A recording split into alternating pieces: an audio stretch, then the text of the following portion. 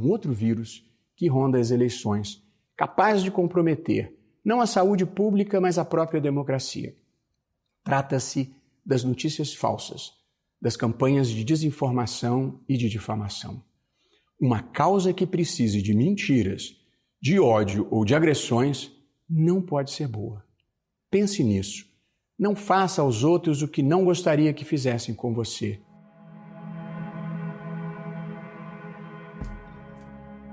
Esse foi o ministro Luiz Roberto Barroso, presidente do Tribunal Superior Eleitoral, durante o pronunciamento à nação, quando a campanha eleitoral teve início.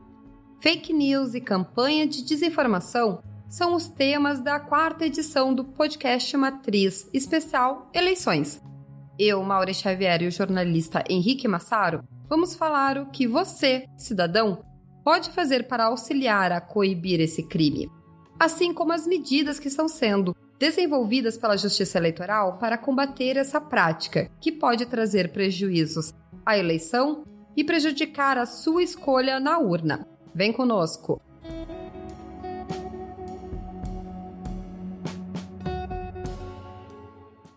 Notícias falsas, fake news ou campanhas de desinformação. Não importa o termo, a questão é que ela está presente no processo eleitoral. E não é no sentido positivo, ao contrário, compromete e muito o processo democrático, especialmente em um ano tão peculiar como esse, em que o mundo enfrenta uma pandemia. E como o presidente do TSE, Luiz Roberto Barroso, falou ali no início do programa, o vírus da desinformação é preocupante. O movimento da Justiça Eleitoral de tentar fazer uma frente contra esses conteúdos ainda é resquício da eleição de 2018, quando foram eleitos o presidente da República, governadores, integrantes do Congresso Nacional e das Assembleias Legislativas. As críticas foram grandes na época, especialmente na demora para conseguir retirar determinados conteúdos das plataformas ou até mesmo promover uma discussão mais impactante sobre o assunto. Mas neste ano, o processo começou cedo e conta com diferenciais que passam basicamente por 2 frentes: a conscientização da população e a punição dos autores. Em relação à punição, quem compartilhar pode ser penalizado, assim como o próprio candidato, mesmo que não esteja envolvido. Já a campanha de conscientização da população passou por debates promovidos e também por parcerias. Vamos falar sobre um fenômeno que vem se alastrando em proporções avassaladoras. Tudo começa com um simples transmissor. Uma pessoa que passa para o seu grupo familiar, espalha para a sua comunidade e rapidinho temos um grande número de pessoas contaminadas. Parece até o espalhamento de um vírus. E na verdade, esse fenômeno é uma espécie de vírus. Eu estou falando das fake news em um processo eleitoral. Essa divulgação de boatos e notícias falsas é letal para a democracia. Acaba com a reputação de pessoas idôneas, esconde a verdade sobre candidatos mal intencionados e no final, todo mundo leva tempo para se curar dos efeitos. Então vamos combinar o seguinte? Tudo que você receber, verifique, confira a fonte, consulte as agências de checagem. Quem espalha fake news prejudica outras pessoas, a si mesmo e pode estar cometendo um crime. A gente acabou de ouvir o cientista Átila Yamarino, que ficou bem conhecido por falar de uma maneira didática e simples sobre o vírus da Covid-19. E ficou simples de compreender o impacto de uma fake news pela comparação feita por ele, nesse material produzido para a Justiça Eleitoral. Esses são os conteúdos divulgados no sentido de esclarecer para a população sobre o risco do assunto. Mas só isso não basta. Como esse vírus da fake news se espalha pelas plataformas digitais, especialmente nos aplicativos de troca de mensagem, foi nesse sentido que houve uma parceria inédita relacionada à eleição deste ano. Essa parceria ocorreu entre a Justiça Eleitoral e as plataformas Facebook Brasil e WhatsApp. As plataformas ofereceram produtos e serviços sem custo para os cofres públicos. O Facebook vai disponibilizar a ferramenta Megafone nos dias anteriores à eleição, que irá enviar mensagens aos usuários brasileiros no feed de notícias sobre as eleições de 2020. O foco será a organização e as medidas de segurança sanitária no dia da votação. No Instagram, os usuários vão contar com figurinhas com a temática das eleições municipais. A plataforma também ajuda na divulgação da campanha sobre mais mulheres na política. Aqui no Rio Grande do Sul, também foi montado um grupo específico no Tribunal Regional Eleitoral para atuar em relação ao assunto. O presidente da Comissão de Combate à Desinformação Desembargador Jorge Luiz Dallagnol comenta agora um pouco sobre como tem sido esse trabalho no combate à desinformação na campanha eleitoral aqui do Rio Grande do Sul. A Comissão de Combate à Desinformação tem por principal objetivo enfrentar notícias que possam macular a lisura das eleições, confundindo o eleitor e causando embaraços a todos os atores da cena eleitoral, partidos, candidatos, a própria justiça eleitoral e, sobretudo, o eleitor. É imperioso que o eleitor exerça consciente e livremente de qualquer esquema enganoso seu direito de fortalecer a cidadania e a democracia por intermédio do voto. Para tanto, a comissão atuará basicamente sobre 3 eixos: conscientização, fiscalização e responsabilização. É preciso conscientizar o eleitor de que inúmeras vezes notícias são veiculadas sem que correspondam à realidade.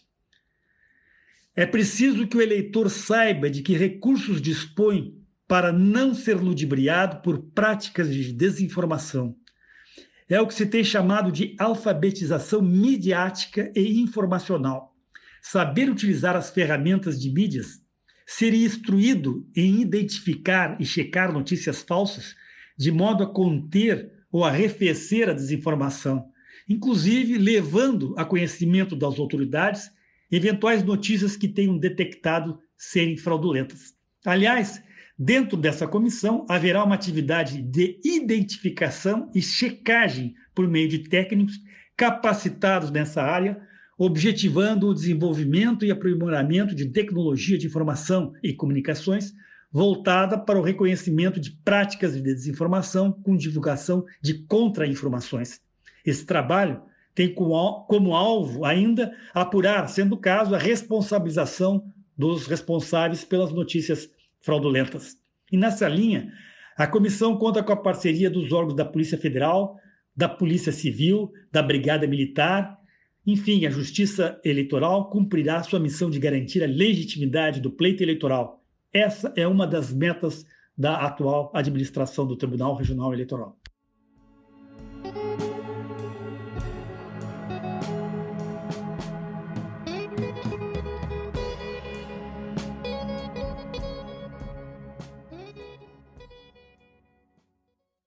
Ela já é utilizada nas eleições brasileiras há mais de 20 anos, mas é um dos principais focos de desinformação no processo eleitoral.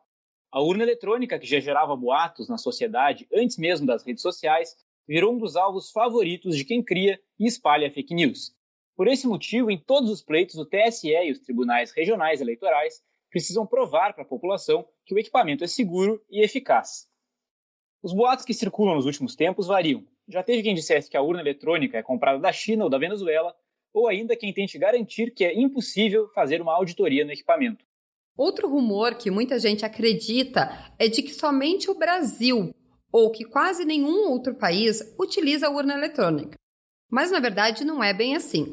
Mais de 25 países utilizam o equipamento no seu processo eleitoral, como os Estados Unidos, ainda que de forma parcial, uma vez que lá cada estado tem a sua maneira de realizar a eleição e computar os votos. Mas, como a gente já disse, esses boatos ganham força e cada vez chegam em mais gente devido à facilidade que se tem hoje em dia de disseminar informação, ou nesse caso, desinformação. Existem ainda cidadãos que acabam acreditando ou criando um boato simplesmente por não saber a ordem dos candidatos no dia da votação.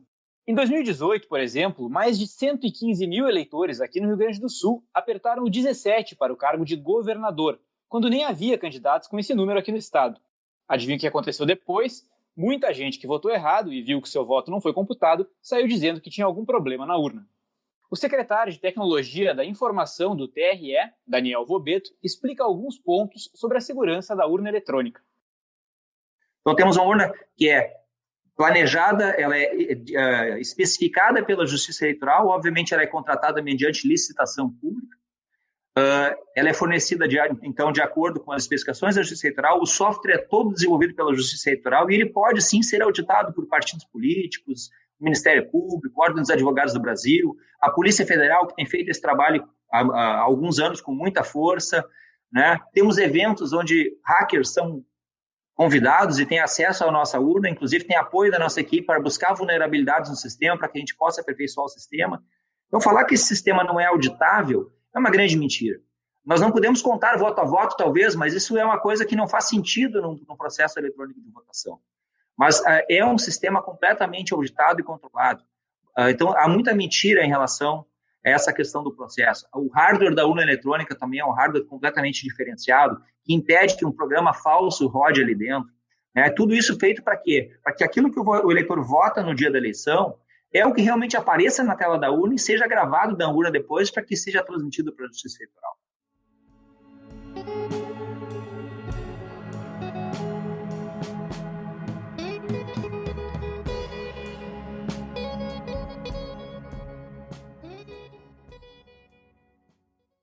Essa não é a primeira eleição em que o secretário do TRE precisa reforçar a segurança da urna.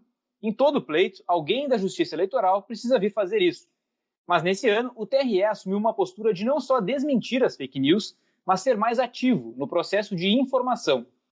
Nós já falamos bastante até aqui sobre o impacto negativo das fake news e como seus efeitos podem ser danosos. Mas romper essa situação não depende apenas dos órgãos oficiais. Precisa mesmo é da participação de cada um de nós, como ao não compartilhar conteúdo duvidoso, buscar as fontes oficiais de informação e também ajudar a esclarecer aquele amigo ou familiar que posta uma informação no mínimo duvidosa naquele grupo.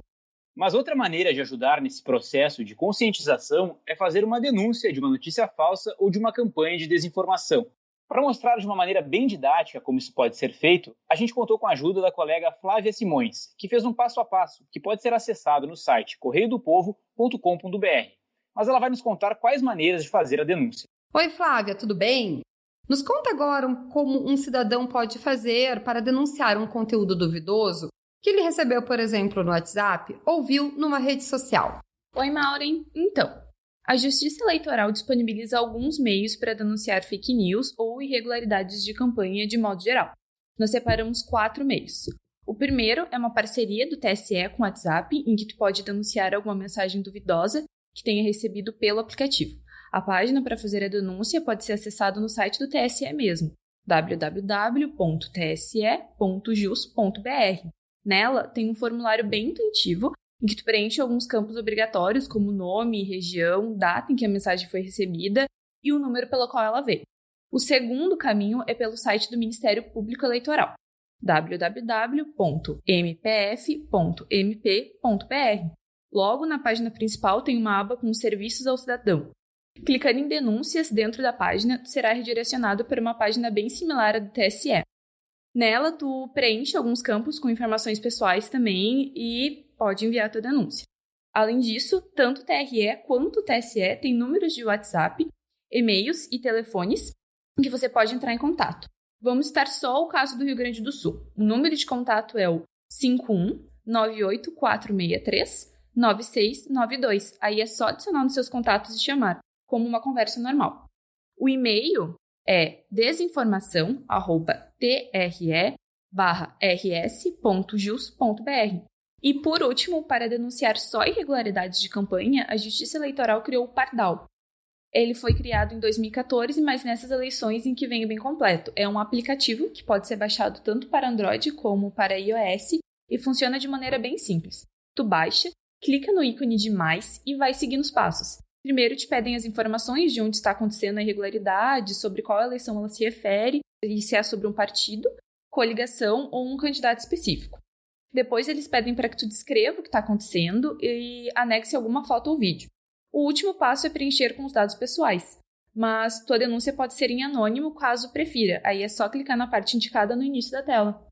Muito bem, assim passamos por bastante informações, tanto sobre os impactos dessa fake news, como a gente pode agir e também fazer as denúncias. Faltam menos de 20 dias para a eleição municipal, que acontece no dia 15 de novembro, e esse foi o podcast Matriz Especial.